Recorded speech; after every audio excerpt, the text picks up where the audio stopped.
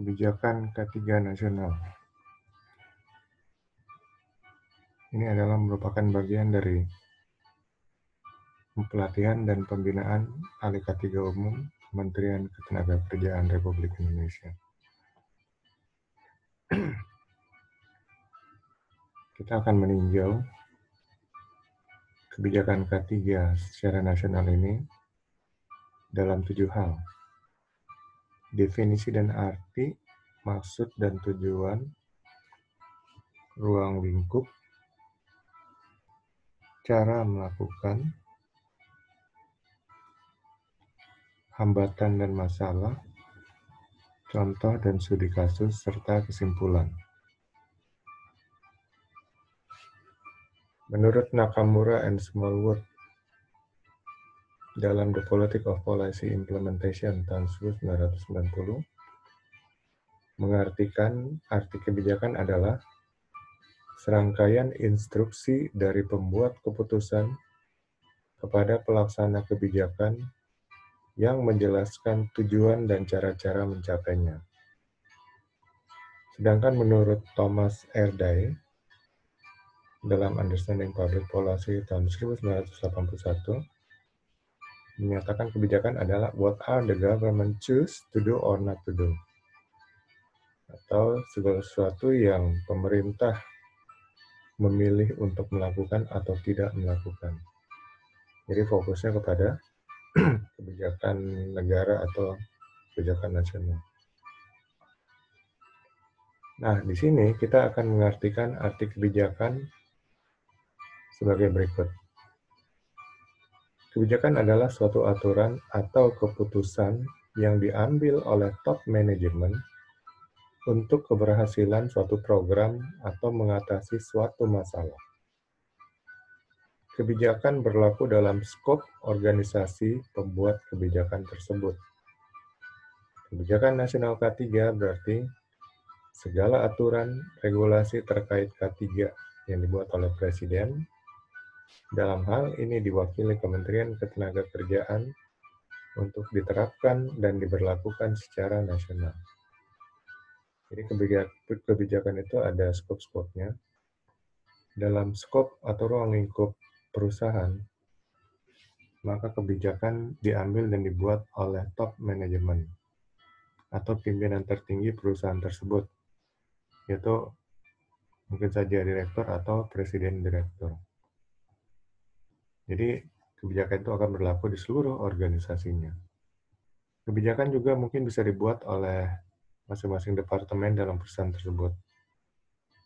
Itu dibuat oleh head departemen dari perusahaan tersebut, dan kebijakan itu akan berlaku di lingkup departemennya.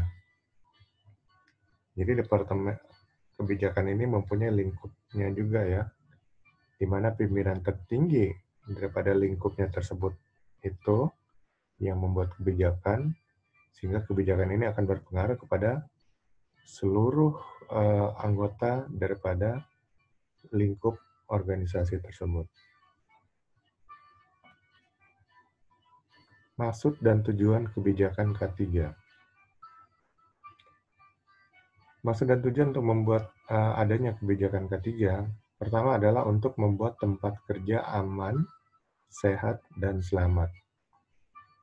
Jadi nanti kebijakan-kebijakan ini dibuat, arah tujuan utamanya adalah tempat kerja menjadi aman, para pekerjanya menjadi sehat, dan dapat bekerja dengan selamat.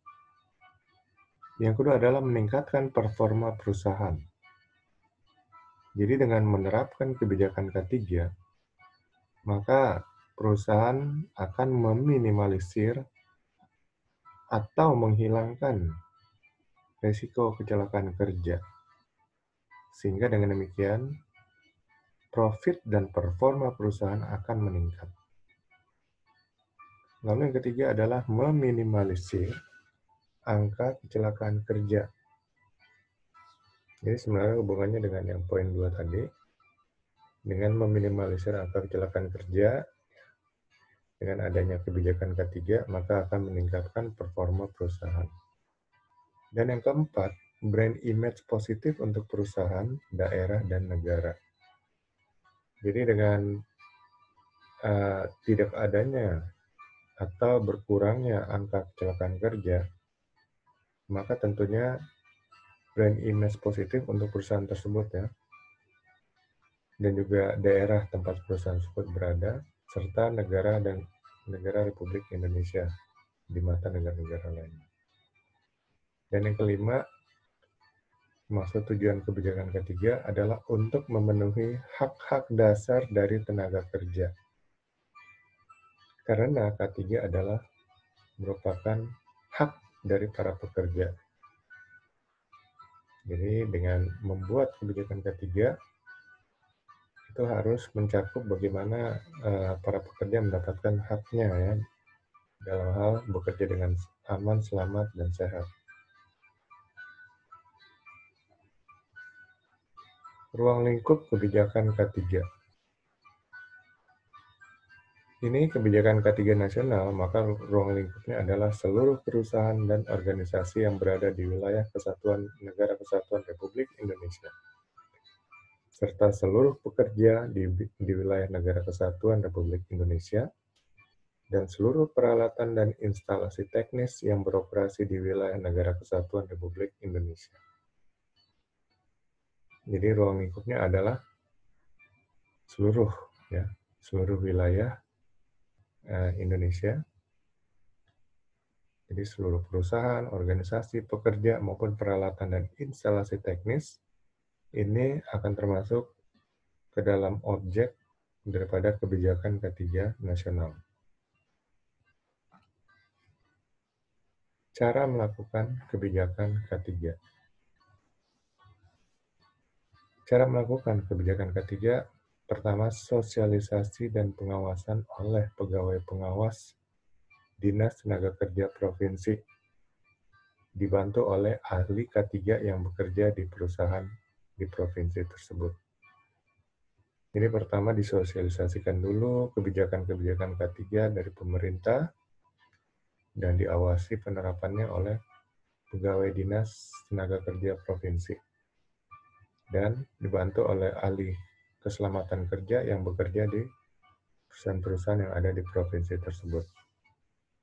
Yang kedua, dengan cara melakukan pelatihan pembinaan K3 oleh perusahaan jasa K3 yang ditunjuk oleh Kementerian Ketenagakerjaan dan juga oleh pegawai pengawas Dinas Tenaga Kerja Provinsi. Yang ketiga, pemeriksaan dan pengujian peralatan dan instalasi teknis oleh pegawai tenaga kerja provinsi spesialis ya, dan ahli K3 spesialis. Yang keempat, penyidikan dan sanksi hukum bagi para pelanggar dilakukan para penyidik Dinas Tenaga Kerja Provinsi yang nantinya akan ditindaklanjuti oleh kepolisian dan pengadilan.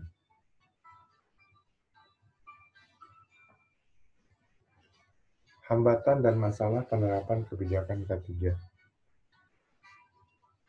Hambatan yang pertama adalah perusahaan atau pekerja yang tidak peduli dan merasa tidak perlu kebijakan K3. Jadi kurangnya kesadaran ya dari masyarakat, dari perusahaan ya, dari para pekerja ya, yang merasa tidak perlu adanya regulasi tentang K3. Yang kedua, perusahaan dan pekerja yang lalai. Sudah tahu tapi tidak begitu fokus ya terhadap regulasi K3 sehingga mereka lalai dan kemungkinannya bisa terjadi kecelakaan kerja. Yang ketiga, perusahaan dan pekerja yang tidak mau bekerja sama dengan Dinas Tenaga Kerja Provinsi setempat. Jadi ada perusahaan yang sukanya main kucing-kucingan, sembunyi-sembunyian, dan tidak mau keluar uang ya untuk menerapkan kebijakan K3. Ya biasanya perusahaan-perusahaan ini kalau datang pengawas mungkin hanya ya memberikan sedikit uang gitu kan untuk ini, dan ini banyak terjadi ya di beberapa provinsi di tanah air. Yang keempat, perusahaan yang lebih mementingkan bisnis dibanding keselamatan pekerjanya. Ya, ini adalah ego daripada pimpinan perusahaan tersebut, sehingga mereka lebih mengejar untung daripada menerapkan hak-hak dan kewajiban dari pekerja, terutama dalam bidang keselamatan dan kesehatan para pekerjanya. Yang kelima, kurangnya sosialisasi dan informasi kebijakan K3 itu sendiri. Sehingga banyak perusahaan yang mungkin belum tahu, dan akhirnya belum menerapkan. Inilah hambatan dan masalah penerapan kebijakan K3. Contoh dan studi kasus penerapan kebijakan K3. Perusahaan mengirimkan pekerja untuk pendidikan dan pelatihan serta sertifikasi K3. Lalu contoh kedua, perusahaan melakukan pemeriksaan dan pengujian peralatan dan instalasi teknis yang dimilikinya. Yang ketiga, perusahaan melaporkan kegiatan dan performa K3-nya, serta jika ada insiden, turut dilaporkan oleh perusahaan tersebut. Yang keempat, perusahaan menerapkan sistem manajemen keselamatan dan kesehatan kerja dan diaudit secara berkala oleh audit eksternal. Yang kelima, perusahaan mendapat penghargaan Zero Accident. Jadi ini contoh-contoh bagaimana kebijakan K3 itu diterapkan.